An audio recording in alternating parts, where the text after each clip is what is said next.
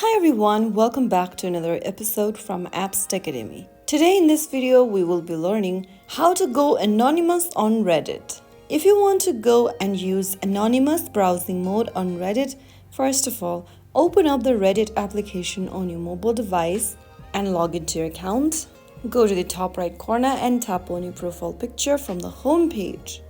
And then tap on the little drop down right underneath your profile picture.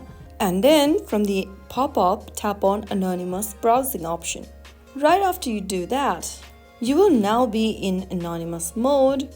Reddit won't save your search or browsing history whenever you are in the anonymous mode. You can't post, comment, or vote whenever you are in anonymous browsing mode. It's for lurking only. So that way you can go anonymous on Reddit in just a couple of steps. If you found the video helpful, don't forget to like, share, and subscribe. I'll see you in the next episode. Thank you for watching.